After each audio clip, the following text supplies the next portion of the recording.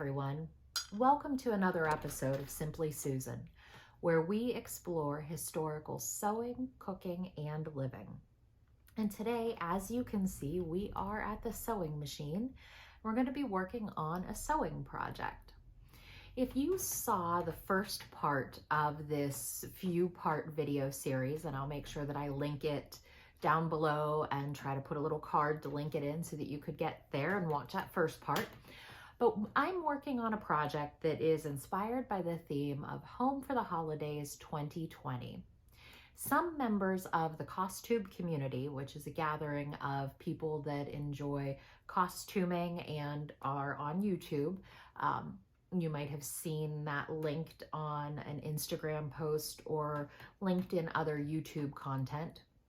But some members of the Costtube community are working together on a project that's a little bit of a collaboration, a challenge, sew along sort of project, where we are making projects that we find that are inspired by the theme Home for the Holidays 2020.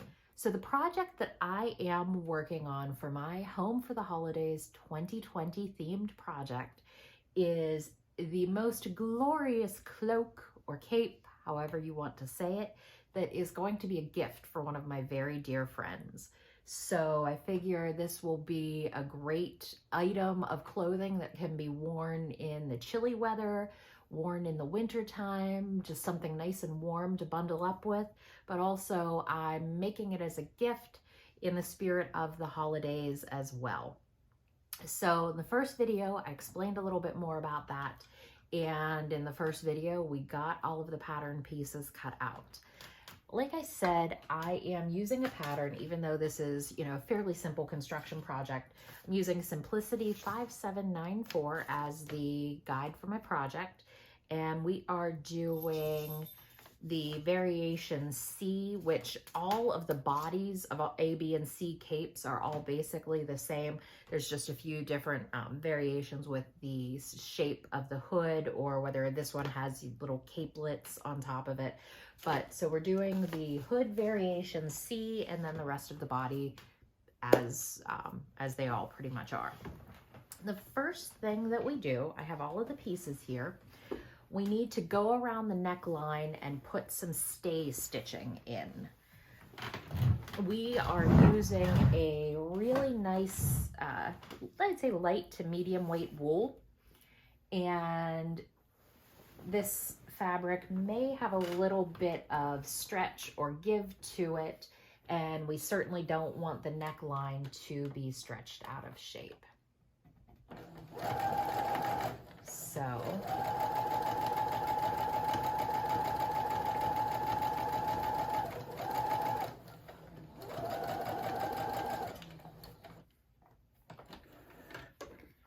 by doing stay stitching, it stays in the fabric the whole way through. It will be in the finished project, but you will not see it on the outside. It's going to be hidden in the seams and etc.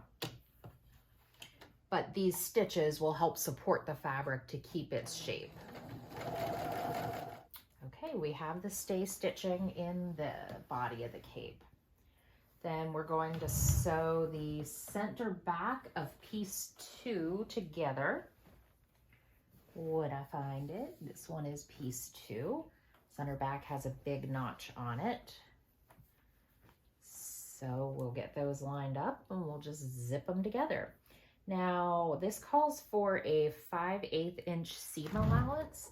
And I bought this little thing. It's a magnet, basically just a giant magnet that you can put on here to give yourself a seam allowance guide. Because I generally don't think I'm a super good or accurate sewing person. So a little bit of a guide like that I think will be pretty helpful. So we have our center backs lined up. And then we're just going to go right down, straight stitch.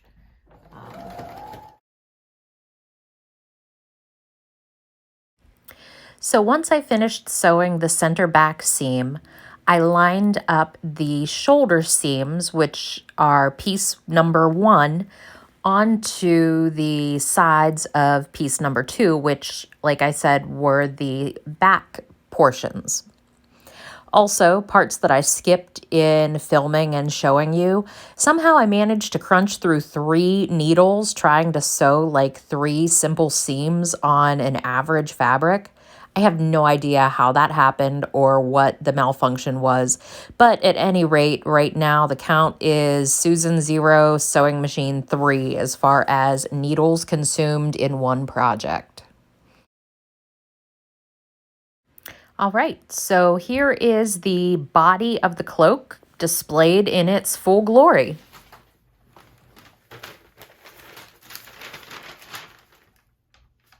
Okay, the next part that I'm working on now that we have the outer body of the cape assembled, this is the hood. With right sides together, stitch hood sections together at center back seam. Prepare hood lining the same as for hood.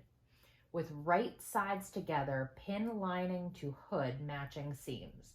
Stitch entire front edge, trim seam. Turn lining to inside, press based neck edges together. So I'm going to start just by sewing up the center back seam of the hood. All right, let's do the exact same thing with the outer fabric of the hood. Right sides together, pin hood lining, matching seams. Okay, and we're gonna sew around here, flip it, press it, and baste the neck edges. I think we can do that.